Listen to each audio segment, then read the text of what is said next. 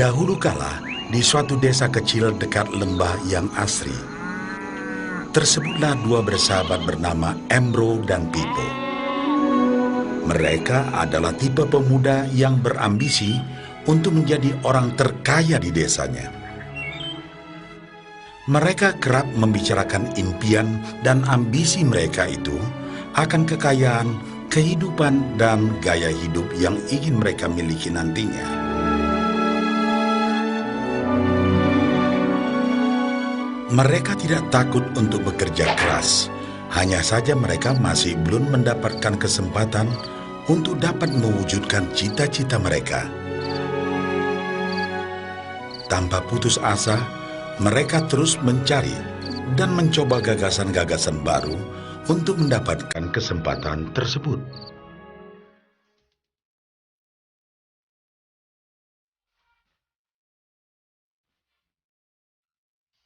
Hingga suatu hari, kesempatan itu pun datang.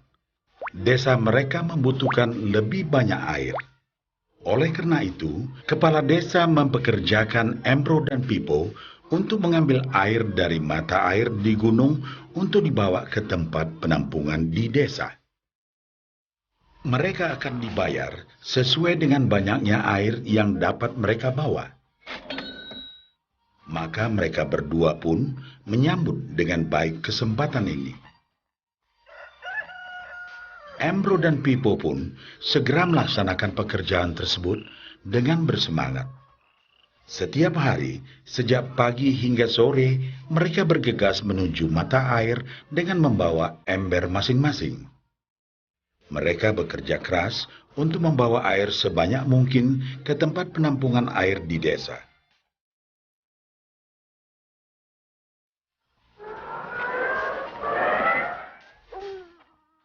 Menjelang sore hari, mereka pun pulang dengan membawa upah dari hasil jerih payah mereka hari itu. Embro merasa puas sekali dengan pekerjaannya itu dan besarnya upah yang ia dapatkan. Dia yakin bahwa dengan pekerjaannya ini, ia bisa segera mewujudkan cita-citanya. Bahkan untuk menambah penghasilannya, Embro membuat ember yang lebih besar agar dapat lebih banyak membawa air. Embro yakin dengan penghasilannya sebesar itu, tak lama lagi ia bisa segera membeli sapi dan memiliki gubuk baru yang ia idam-idamkan.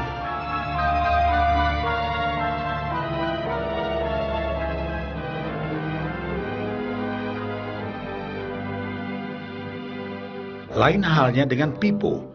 Dia merasa tidak nyaman dengan cara yang mereka lakukan itu. Ia mencari cara yang lebih nyaman untuk mendapatkan lebih banyak uang. Suatu hari, Pipo mendapat sebuah gagasan.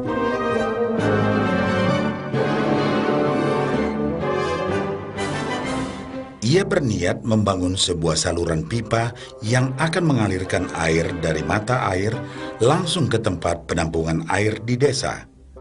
Dengan saluran pipa tersebut, ia akan mendapat lebih banyak air tanpa perlu lagi membawa ember ke mata air. Ia sangat antusias dengan gagasannya ini.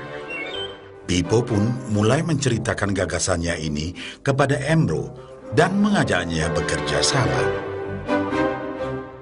Tetapi Embro tidak sependapat. Ia bahkan mentertawakan gagasan Pipo tersebut karena merasa dirinya mampu mendapatkan lebih banyak uang. Embro pun lebih sering lagi mengambil air dengan ember dan bahkan menggunakan ember yang lebih besar agar dapat membawa lebih banyak air ke desanya. Dengan cara ini, Embro yakin penghasilannya akan meningkat.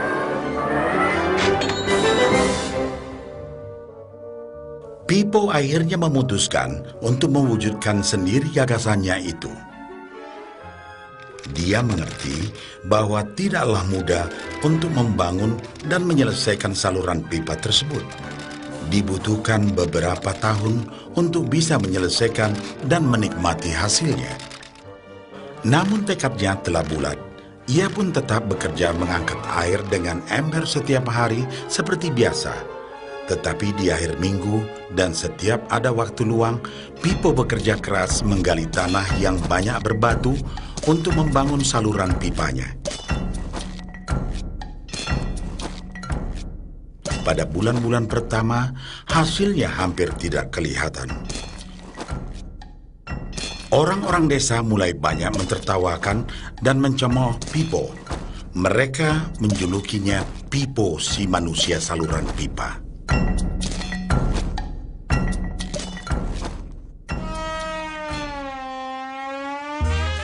Sementara itu, penghasilan Embro telah meningkat 2 kali lipat. Ia sudah berhasil membeli sapi dan memiliki gubuk baru yang lebih besar. Gaya hidupnya pun sudah mulai berubah.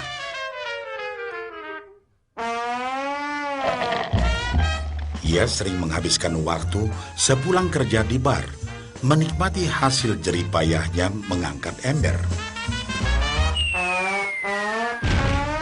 Namun, tanpa disadari, badan Embro kini mulai jadi bungkuk karena begitu beratnya ia harus mengangkat ember besar setiap hari. Raut mukanya pun terlihat kelelahan.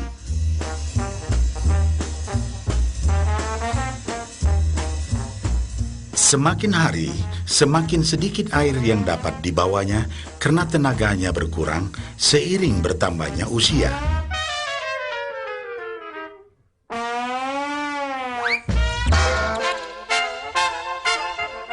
Bulan berganti bulan, tahun berganti tahun. Dan akhirnya, Pipo berhasil menyelesaikan saluran pipanya.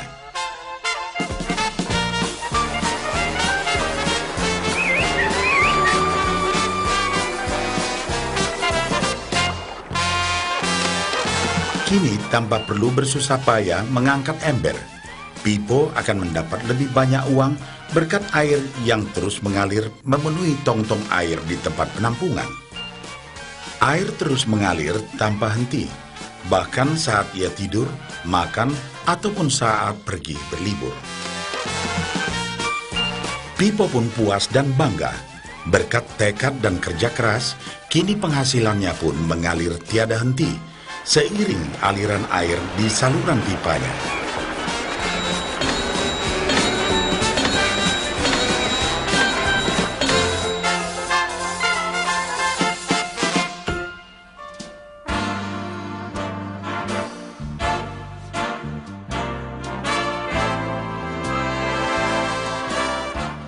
Setelah melihat cerita Embro dan Pipo, kita sadari bahwa cerita mereka menggambarkan kehidupan kita. Pekerjaan yang dilakukan mereka melambangkan apa yang dilakukan kebanyakan orang dalam mendapatkan penghasilan. Embro mendapatkan penghasilannya dengan cara menggunakan ember. Ia harus pulang pergi mengisi embernya dari mata air ke desa untuk ditukarkan dengan uang.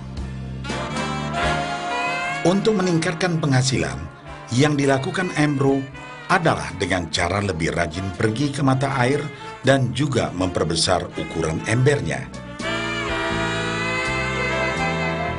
Dalam kehidupan yang nyata, sangatlah normal kalau kita ingin meningkatkan penghasilan, kita harus bekerja lebih keras.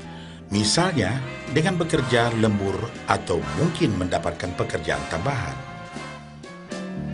Kita juga dapat memperbesar ember kita, yaitu dengan menerima posisi pekerjaan yang lebih tinggi.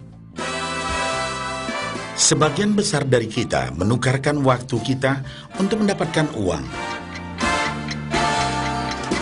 Seperti juga Embro, kita pun memiliki waktu yang terbatas untuk dibarterkan menjadi uang.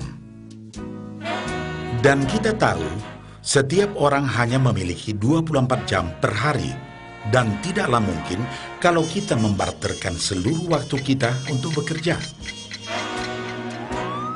Dan yang lebih sulit lagi, yaitu jika kita tak mampu lagi membarter waktu kita, karena alasan usia, kesehatan, ataupun alasan lainnya sehingga penghasilan kita terhenti sama sekali.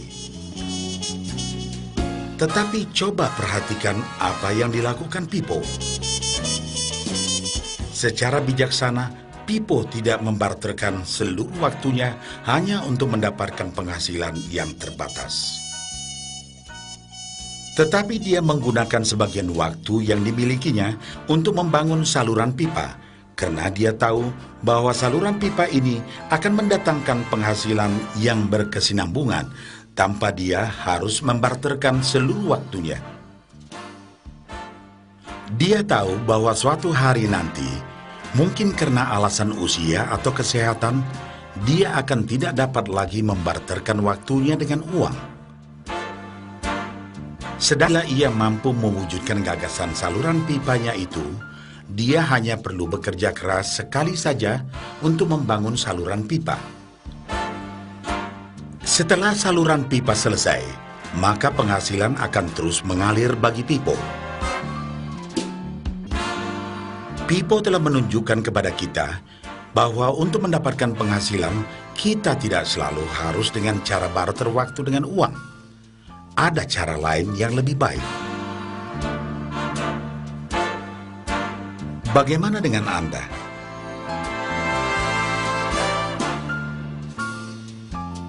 Apakah Anda masih seperti Embro yang membarterkan waktu Anda untuk mendapatkan penghasilan? Atau Anda ingin mengikuti jejak Pipo dengan mulai membangun saluran pipa untuk mendapatkan penghasilan yang berkesinambungan?